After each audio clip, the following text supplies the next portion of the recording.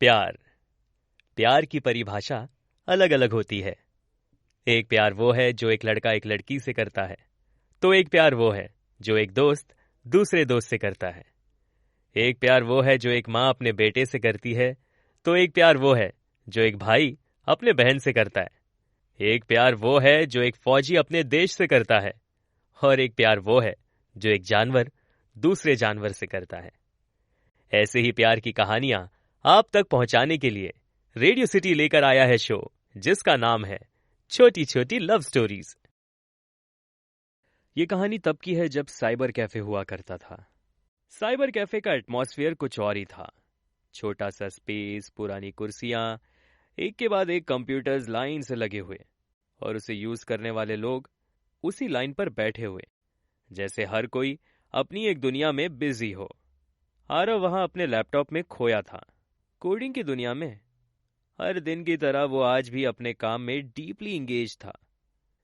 तभी एक आवाज उसके कान में पड़ी। एक्सक्यूज मी, ये सिस्टम फ्री है? आरव ने अपनी आंखें उठाकर देखा।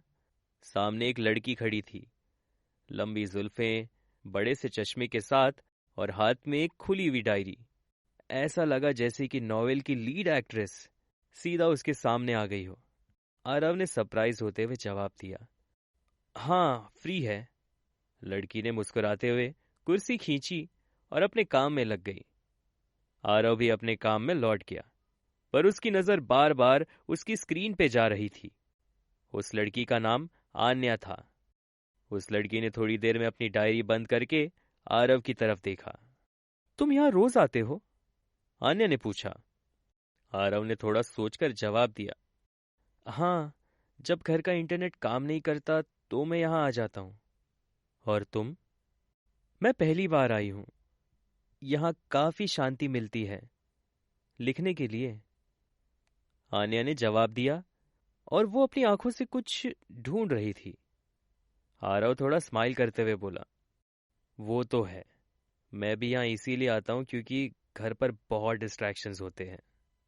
आन्या ने अपने फोन में कुछ देखा और कहा, मुझे ब्लॉगिंग करनी है, बस कुछ लिखना था। तुम? आरव ने कैजुअली कहा, मैं सॉफ्टवेयर इंजीनियर हूं, पर जब कोडिंग से बोर हो जाता हूं तो स्टोरीज लिखता हूं। इंटरेस्टिंग, आन्या ने मुस्कुराते हुए कहा। बाय द वे, मेरा नाम आन्या है। जवाब में आरव ने हाथ मिलाते हुए खुद को इंट्रोड्यूस किया। आरव, मेरा नाम आरव है। वो एक मुलाकात के बाद बार बार मिलते रहे। हर दिन वो साइबर कैफे में अपने काम में बिजी रहते, लेकिन दोनों का एक दूसरे से बेचैनी से मिलने का वक्त होता। छोटी छोटी बातें होती, कभी कोडिंग पे, कभी ब्लॉगिंग पे, तो कभी चाय पे। धीरे धीरे उनकी दोस्ती गहरी होने लगी। एक दिन आन्या ने आरव से पूछा, अगर तुम्हें कहानी लिखनी हो तो तुम क्या लिखोगे?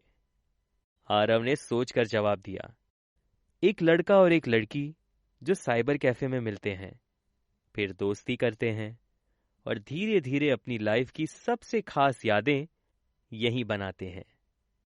आन्या हंसी और कहने लगी, बस दोस्ती तक ही रहना है? आरव ने थोड़ा सरप्राइज होते हुए कहा, शायद नहीं।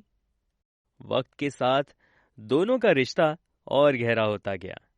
उन्होंने अपनी दिल की बातें शेयर की, अपनी जिंदगी की छोटी छोटी खुशियां और गम एक दूसरे के साथ शेयर किए। पर उन दोनों को ये समझ में आने लगा कि उनकी दोस्ती में कुछ और भी था। एक दिन आन्या थोड़ी उदास थी। आरव ने पूछा, क्या बात है, तुम थोड़ी अपसेट लग रही हो? आन्या ने अपनी आंखों में कुछ छुपाते हुए कहा, मुझे एक जॉब ऑफर आया है बैंगलोर से। आरव का दिल थोड़ा धड़क सा गया। कब जा रही हो? आन्या ने कहा, 1 महीने के अंदर। और आरव का चेहरा उदास हो गया। आरव ने कहा, ये तो एक बड़ा चेंज होगा। पर उसके अंदर कुछ था जो उससे खत्म नहीं हो रहा था। फिर आन्या ने एक छोटा सा स्माइल दिया, तुम्हें पता है ना आरव, मैं पहली बार साइबर कैफे में सिर्फ 1 दिन के लिए आई थी, लेकिन तुमसे मिलने के बाद रोज यहां आने लगी। आरव ने उसकी बात सुनकर उसके आंखों में देखा। मैं भी यहीं आने लगा, सिर्फ तुमसे मिलने के लिए।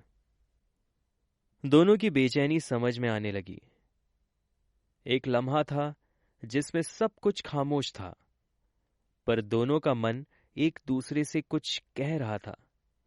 फिर आरव ने धीरे से कहा, अगर ये दूरियां मिल रही हैं तो शायद हम दोनों को समझना होगा कि ये बस एक चॉइस है, और अगर हम चाहें तो हम इस दूरी को मिटा सकते हैं। आन्या की आंखों से हल्का सा आंसू बह रहा था। और अगर लड़की ये दूरी मिटाने की कोशिश करे, आरव हल्का सा मुस्कुराया, तो फिर कहानी का हैप्पी एंडिंग होगा। और फिर उन दोनों ने अपनी फीलिंग्स को समझ लिया, बिना शब्दों के। साइबर कैफे में एक नए प्यार की शुरुआत हो गई थी, एक नई कहानी की, प्यार के नई कोडिंग की।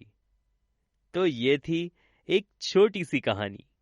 आप सुन रहे थे छोटी छोटी love stories, only on radio city podcast.